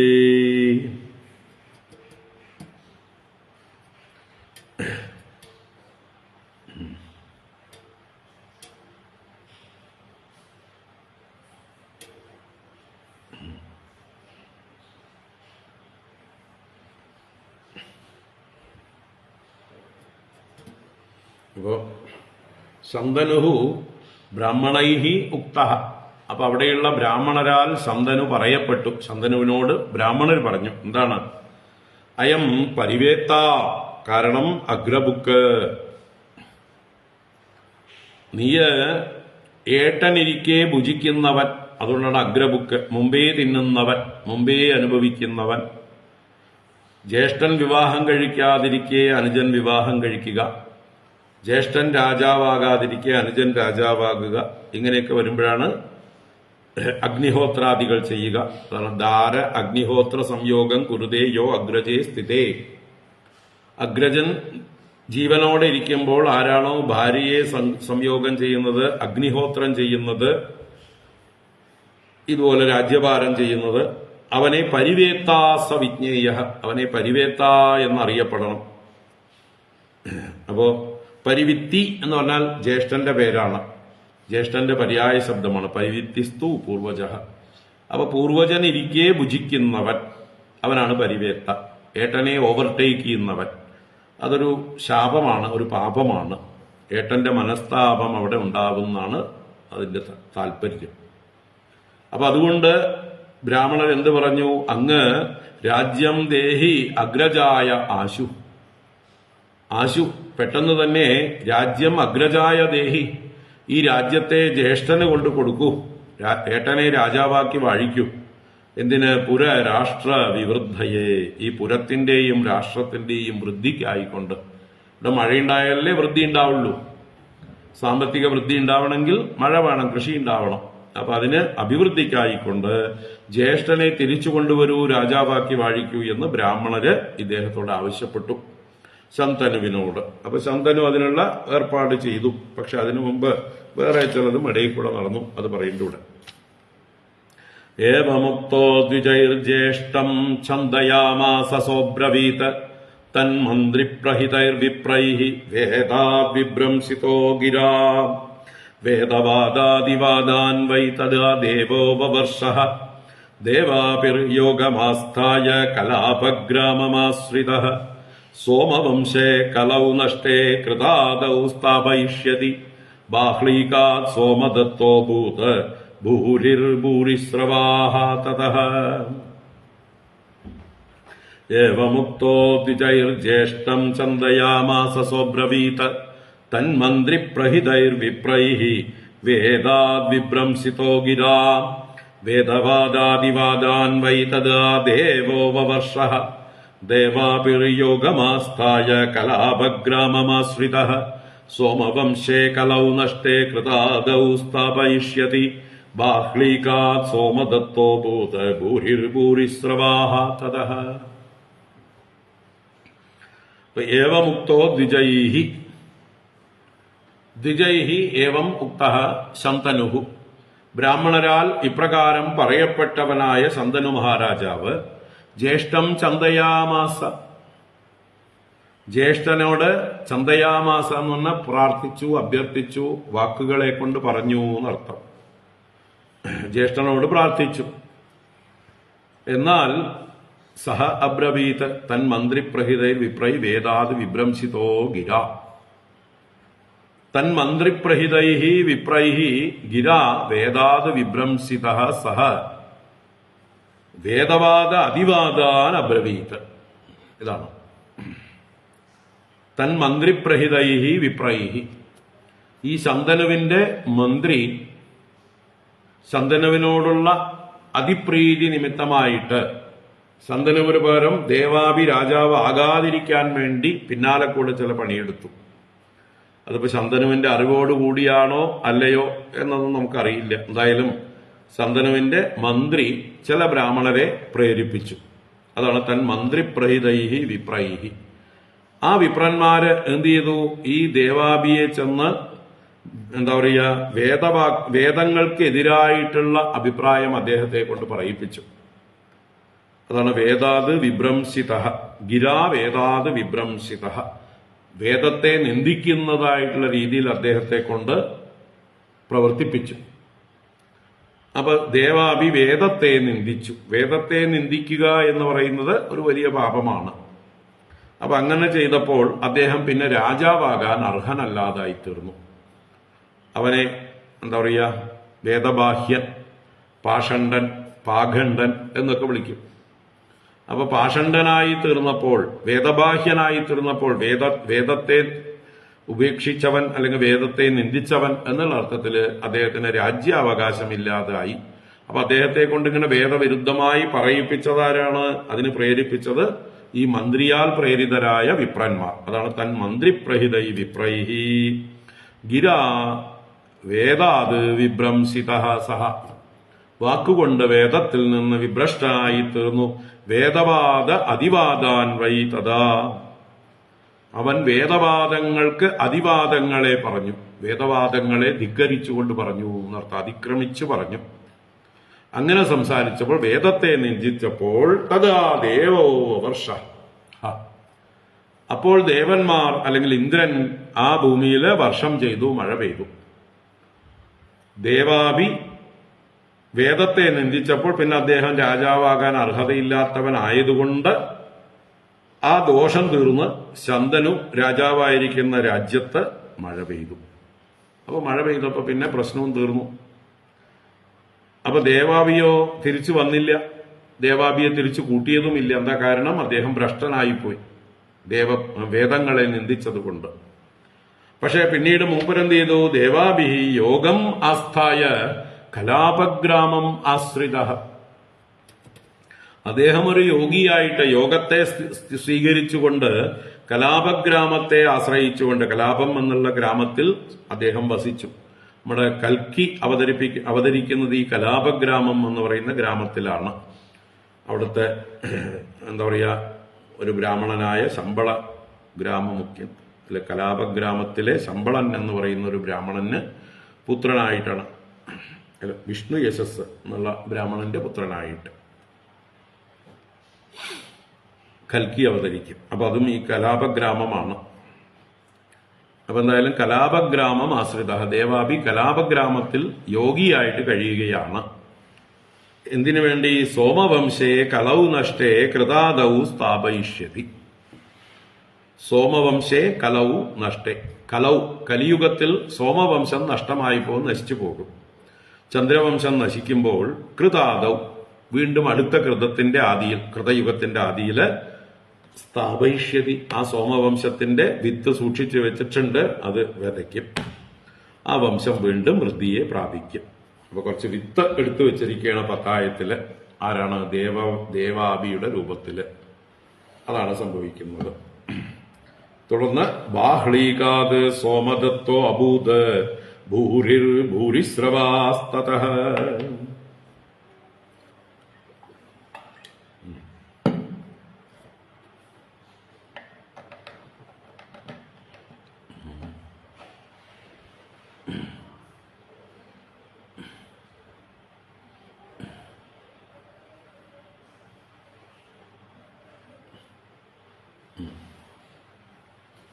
അപ്പോ ബാഹ്ളീകൻ അതാരാണ്?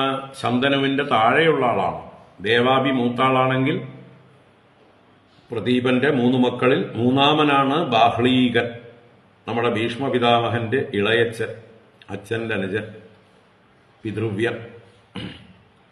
അദ്ദേഹവും മഹാഭാരത യുദ്ധത്തിൽ പങ്കെടുക്കുന്നുണ്ട്, ഈ ബാഹ്ളീകൻ. അപ്പൊ ഭീഷ്മരേക്കാൾ സ്ഥാനം കൊണ്ട് മുതിർന്ന ആള്. ഭീഷ്മന്റെ മുമ്പിലത്തെ തലമുറ, അതാണ് ഭീഷ്മരുടെ ഇളയച്ചനാണ് ബാഹ്ളീകൻ. അദ്ദേഹവും മഹാഭാരത യുദ്ധത്തിൽ മരിക്കും. ആ ബാഹ്ളീകന്റെ പുത്രനായിട്ട് സോമദത്തന്റെ പുത്രനായിട്ട് ഭൂരിഹി, ഭൂരിയുടെ പുത്രനായിട്ട് ഭൂരിശ്രവസ്. ഇവരൊക്കെ മഹാഭാരത യുദ്ധത്തിലുണ്ട്. ഇപ്പൊ ബാഹ്ളീകനിൽ നിന്ന് സോമദത്തൻ, സോമദത്തനിൽ നിന്ന് ഭൂരി, ഭൂരിയിൽ നിന്ന് ഭൂരിശ്രവ, തതഹ ശലഹ. അടുത്ത ശ്ലോകത്തിലുള്ള ശലഹ എന്നുള്ളത് ഈ ഭൂരിശ്രവസിന്റെ പുത്രനാണ് ശലൻ. തതഹ ശലഹ. പിന്നീട് ശന്തനോർ ആസീത് ഗംഗായാം ഭീഷ്മ ആത്മവ. ശന്തനുവിന് ഗംഗാദേവിയിൽ ആത്മജ്ഞാനിയായ ഭീഷ്മരുണ്ടായി, അല്ലെങ്കിൽ ധീരനായ ഭീഷ്മരുണ്ടായി എന്നൊക്കെ അർത്ഥം. വായിക്കാം. ശലശ്ച ശന്തനോരാസീത ഗംഗായാം ഭീഷ്മ ആത്മവാൻ സർവധർമ്മവിദാം ശ്രേഷ്ഠോ മഹാഭാഗവത കവി വീരയൂതാഗ്രണീര്യേന രാമോപി യുദിതോഷിതഃ. ശലശ്ച ശന്തനോരാസീത ഗംഗായാം ഭീഷ്മ ആത്മവാൻ സർവധർമ്മവിദാം ശ്രേഷ്ഠോ മഹാഭാഗവത കവി വീരയൂതാഗ്രണീര്യേന രാമോപി യുദിതോഷിതഃ. അവിടുത്തെ ശലശബ്ദം മുമ്പിലത്തെ ഭൂരിശ്രവസിന്റെ പുത്രനായിട്ട്. തുടർന്ന് ശന്തനോഹോ ഗംഗായ ഭീഷ്മ ആസീത്. ശന്തനുവിന് ഗംഗാദേവിയിൽ ഭീഷ്മൻ ഭവിച്ചു. അവൻ ആത്മവാനാണ്, അഥവാ ജ്ഞാനിയാണ്, അഥവാ ധീരനാണ് എന്നൊക്കെ അർത്ഥം. അദ്ദേഹത്തെ വിശേഷിപ്പിച്ചു ഒന്നുകൂടെ, സർവധർമ്മവിദാം ശ്രേഷ്ഠ. എല്ലാ ധർമ്മങ്ങളും അറിയുന്നവരിൽ വെച്ച് ശ്രേഷ്ഠനാണ്. മഹാഭാഗവത, മഹാഭാഗവതനാണ്. കവിഹി, ദീർഘദൃഷ്ടിയാണ്. വീരയൂത അഗ്രണീഹി, വീരയോദ്ധാക്കളുടെ, വീരന്മാരുടെ സംഘത്തിന്റെ അഗ്രണി, സേനാനായകനായി മുമ്പേ നടക്കുന്നവനാണ്. ഏന രാമോപി യുധി തോഷിത. ഏതൊരുവനാൽ പരശുരാമൻ പോലും യുദ്ധത്തിൽ തോഷിപ്പിക്കപ്പെട്ടുവോ? വാസ്തവത്തിൽ തോഷിപ്പിക്കപ്പെടുകയാണോ ചെയ്തത്? അതിൽ നിന്ന് മനസ്സിലാക്കാൻ ബാക്കി പറഞ്ഞതൊക്കെ ഒരു ആലങ്കാരിക പ്രയോഗം മാത്രമായിട്ട് എടുത്താൽ മതി. അദ്ദേഹത്തിന്റെ ശരശയ്യയിൽ കിടന്ന് പശ്ചാത്താപ വിവശനായ അദ്ദേഹം മഹാഭാഗവതനാണ്, ധർമ്മവിദാം ശ്രേഷ്ഠനാണ്. അതുവരെയുള്ള അദ്ദേഹത്തിന്റെ ബാക്കി എന്താ പറയുക പ്രവൃത്തികളെയൊക്കെ ഇതുകൊണ്ട് നമുക്ക് ന്യായീകരിക്കാനാവില്ല. അപ്പൊ എന്തായാലും രാമോപി യുദ്ധി തോഷിത എന്നുള്ളത്, രാമൻ, പരശുരാമൻ പോലും യുദ്ധത്തിൽ സന്തോഷിപ്പിക്കപ്പെട്ടു എന്ന് പറയുന്നത് വളരെ എന്താ പറയുക വിപരീതം പറഞ്ഞിരിക്കുകയാണ്. രാമൻ തോറ്റിട്ട്, തോൽവി തൊട്ടു മുമ്പിൽ കണ്ട് പരാജയം പൂർണ്ണമായിട്ട് നേരിടണ്ട എന്ന് വെച്ചിട്ട് യുദ്ധത്തിൽ നിന്ന് സ്വയം പിൻവാങ്ങിപ്പോവുകയാണ് ഉണ്ടായത്. അല്ലാതെ യുദ്ധത്തിൽ സന്തോഷിപ്പിച്ച് എന്താ പറയുക ഭീഷ്മന് അവാർഡൊക്കെ കൊടുത്തിട്ട് പോവുകയല്ല ചെയ്തത്, പ്രശംസ കൊടുത്തിട്ട് പോവുകയല്ല ചെയ്തത്. അദ്ദേഹം നിവൃത്തിയില്ലാതെ മടങ്ങിപ്പോയതാണ്. അത് മഹാഭാരതം വ്യക്തമാണ്. അപ്പൊ എന്തായാലും ഇവിടെയുള്ള പ്രയോഗങ്ങളൊക്കെ ഭാഗവതത്തിന്റെ ഒരു ഭാഷയാണെന്ന് നമ്മൾ കരുതാം, ആലങ്കാരിക ഭാഷ. അല്ലാതെ അതിൽ പിടിച്ചുകൊണ്ട് നമ്മൾ ഭീഷ്മരെ ന്യായീകരിക്കേണ്ട കാര്യമൊന്നും ഇല്ല. അതിന് ഭീഷ്മരെ ന്യായീകരിക്കണമെങ്കിൽ മഹാഭാരതത്തിലേക്ക് പോകൂ, നിങ്ങൾ അവിടേക്ക് വരൂ, മഹാഭാരതം എടുത്ത് വ്യാഖ്യാനിക്കൂ, എന്നിട്ട് ന്യായീകരിക്കൂ. അല്ലാതെ ഭാഗവതത്തിൽ ഭീഷ്മരെ കുറിച്ച് നല്ലത് മാത്രമേ പറഞ്ഞിട്ടുള്ളൂ. ഇതാണ് ആളുകളെ തെറ്റിദ്ധരിപ്പിച്ചതിലും ഒരു കാര്യം.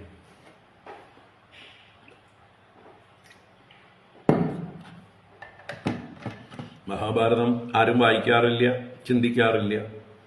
അപ്പോൾ ഭാഗവതത്തിലുള്ള ഈ നല്ല വാക്കുകളൊക്കെ കേട്ട് അദ്ദേഹത്തെ എല്ലാവരും എന്താ പറയുക പ്രശംസിച്ചുകൊണ്ടേയിരിക്കുന്നു. പരശുരാമൻ ഭീഷ്മരോട് സന്തോഷിച്ചിട്ടല്ല പോയത് എന്നെങ്കിലും നിങ്ങളൊക്കെ മനസ്സിലാക്കുമെങ്കിൽ ഇവിടെ പറഞ്ഞത് തെറ്റാണെന്ന് ഉറപ്പാണല്ലോ. ഒരിക്കലും സന്തോഷിച്ചിട്ടല്ല പോയത്.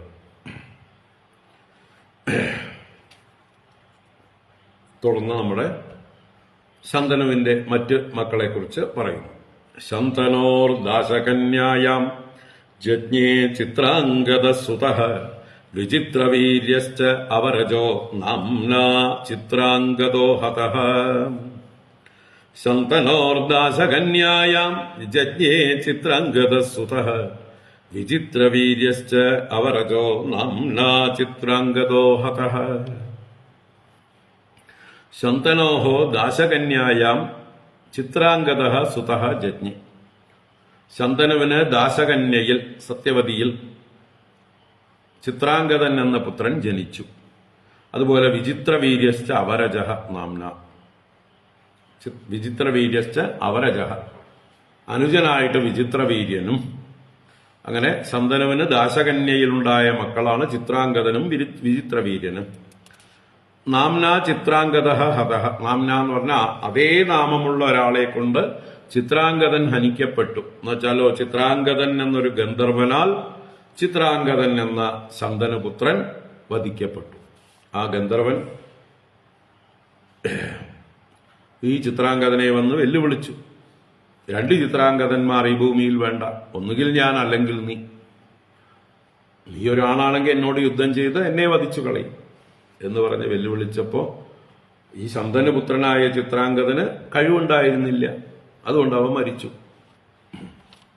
അതേസമയത്ത് ഭീഷ്മരാണ് യുദ്ധം ചെയ്തിരുന്നത്. ഗന്ധർവന്മാര് കൂട്ടം കൂട്ടമായിട്ട് വന്നാലും പൊടി പോലും ഉണ്ടാവില്ല ബാക്കി. അപ്പൊ അതാണ് ഭീഷ്മരും ചിത്രാംഗദനും വിചിത്രവീര്യനും തമ്മിലുള്ള വ്യത്യാസം. ഇരിക്കട്ടെ. യസ്യാം പരാശരാത് സാക്ഷാത് അവതീർണോ ഹരേഃ കലാ വേദഗുപ്തോ മുനികൃഷ്ണോ യതോഹം ഇദമദ്യഗാം.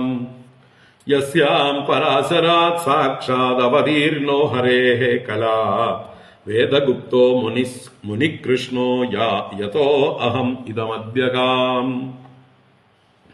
ഇവിടെ ദാശകന്യായാം എന്ന് പൂർവ്വശ്ലോകത്തിൽ പറഞ്ഞു. ആ ദാശകന്യയെ തന്നെയാണ് ഇവിടെ യസ്യാം യാതൊരുവളിൽ എന്ന് പറഞ്ഞത്. അപ്പൊ ഏതൊരു ദാശകന്യകയിൽ പരാശരാത് സാക്ഷാത് അവതീർണോ ഹരേഃ കലാ വേദഗുപ്തഃ മുനിഃ കൃഷ്ണഃ. അപ്പൊ അതേ സത്യവതിയിൽ തന്നെയാണ് പരാശരനിൽ നിന്ന് സാക്ഷാത് ഹരിയുടെ കല അവതരിച്ചത്.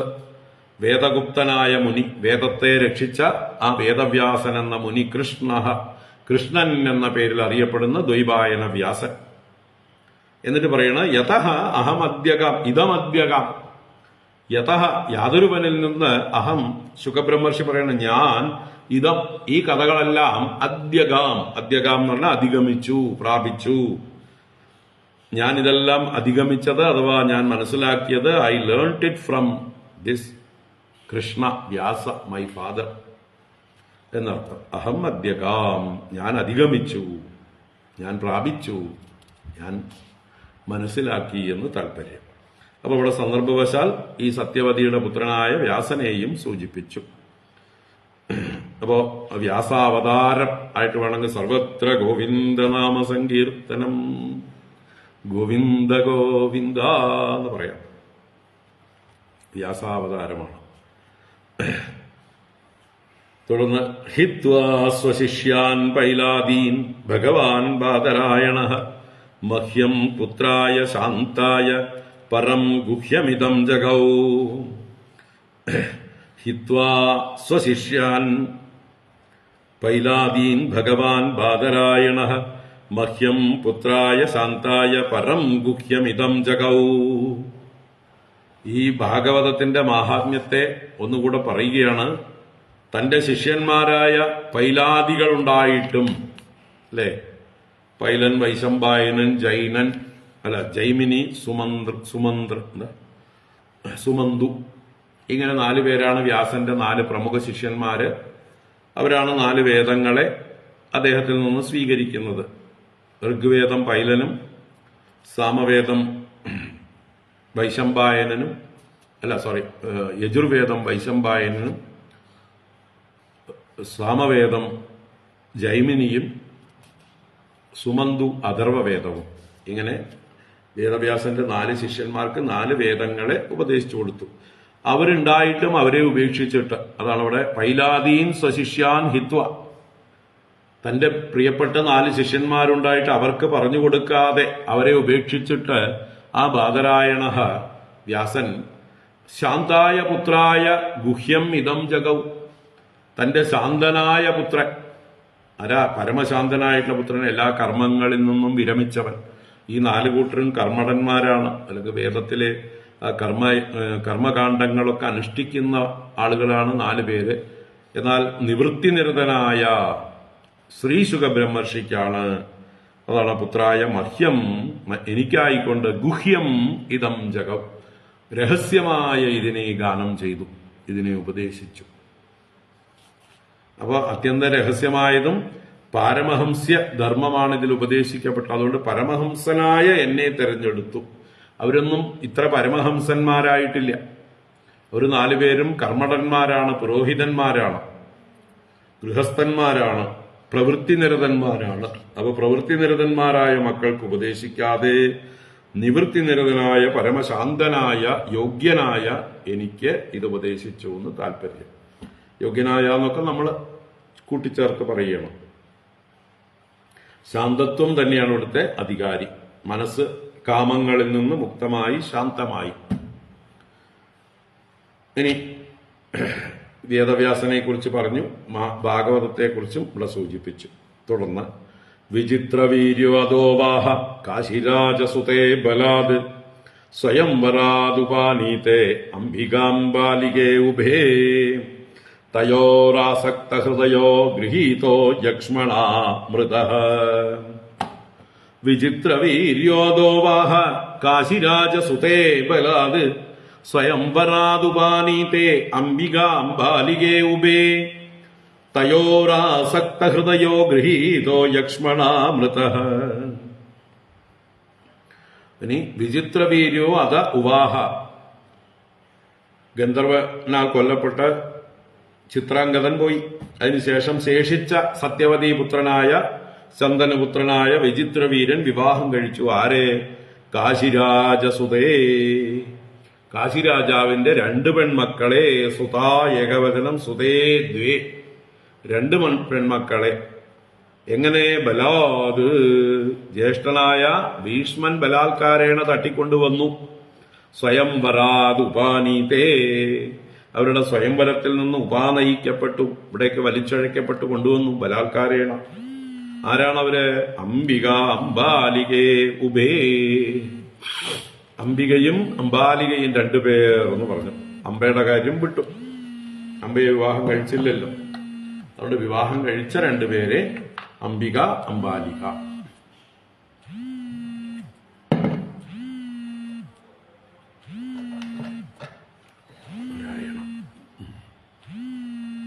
എന്നിട്ടോ തയോർ ആസക്ത ഹൃദയോ ഗൃഹീതോ യക്ഷ്മണ മൃതഃ. തയോഹോ അംബിക അംബാലികയോഹോ, അംബിക അംബാലികമാരിൽ ആസക്ത ഹൃദയനായിട്ട് ആര്? വിചിത്രവീര്യൻ. യക്ഷ്മണ ഗൃഹീത, യക്ഷ്മ എന്ന് പറഞ്ഞാൽ ക്ഷയരോഗം. ക്ഷയരോഗത്താൽ ഗ്രഹിക്കപ്പെട്ട് മൃതഃ, അകാലേ മൃതഃ, കാമിയായി വിഷയലംബടനായി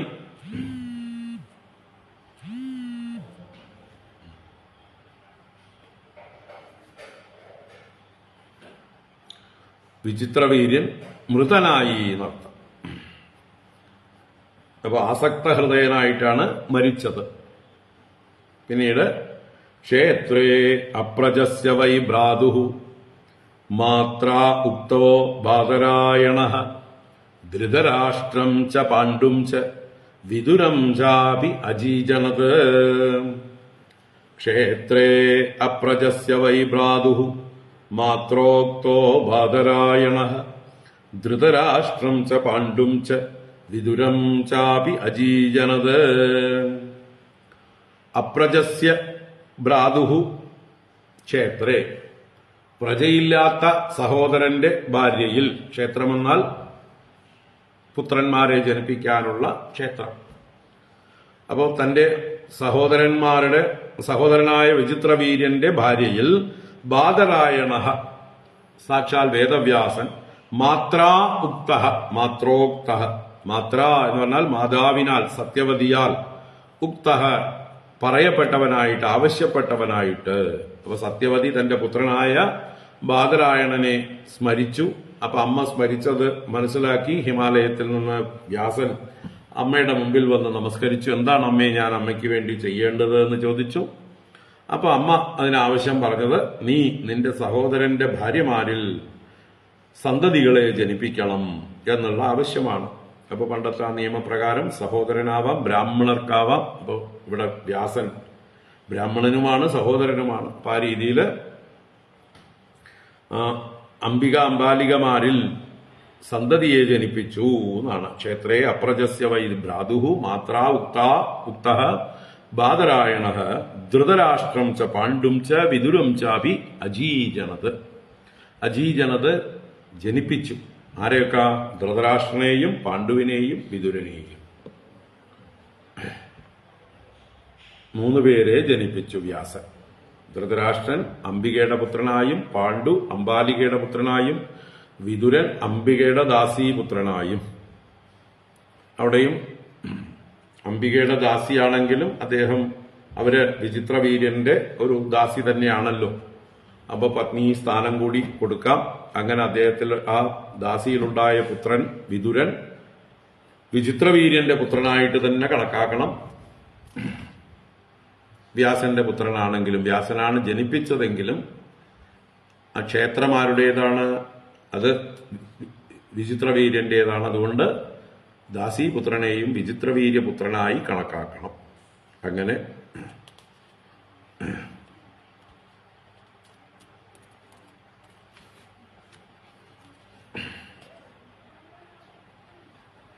അപ്പോൾ വേദം അനുവദിച്ചിട്ടുള്ളതായിട്ടുള്ള കാര്യമാണ്. ആപദ്ധർമ്മമായിട്ട് രാജാക്കന്മാർക്കും മറ്റുള്ളവർക്കും സന്തതികളില്ലെങ്കിൽ ഗുരുക്കന്മാർ അല്ലെങ്കിൽ മൂത്തവർ, വയസ്സിന് മൂത്തവർ ആരെങ്കിലും പ്രേരിപ്പിച്ച് ഇങ്ങനെ പറഞ്ഞാൽ അത് അനുസരിക്കേണ്ടതാണ് എന്ന്. അതാണ്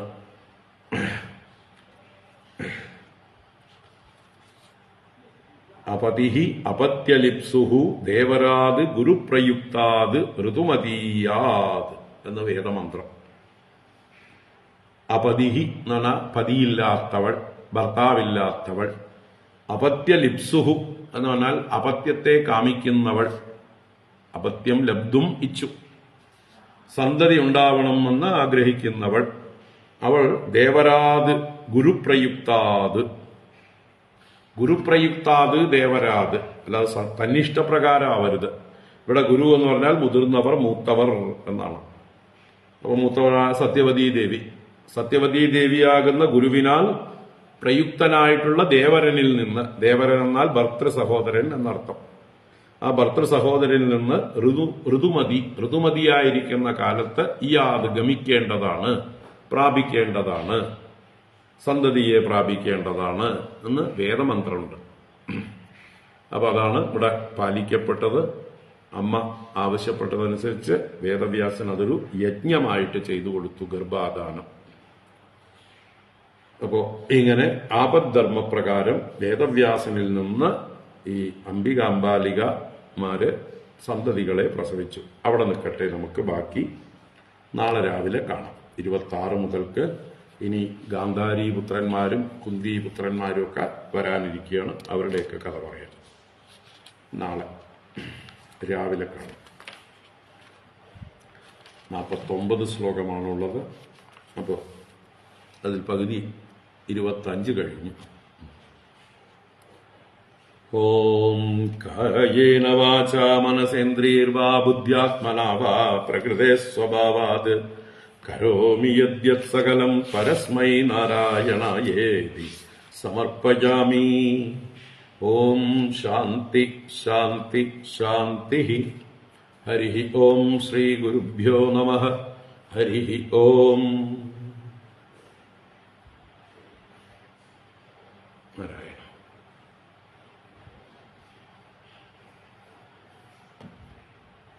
ഹരി ഓം. എല്ലാവർക്കും ശുഭരാത്രി, സുഖനിദ്ര. നാളെ രാവിലെ 11 മണിക്ക് കാണാം.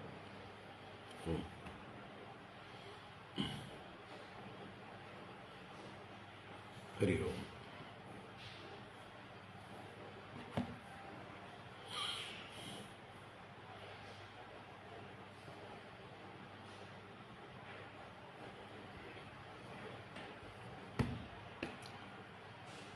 ഹരി ഓം.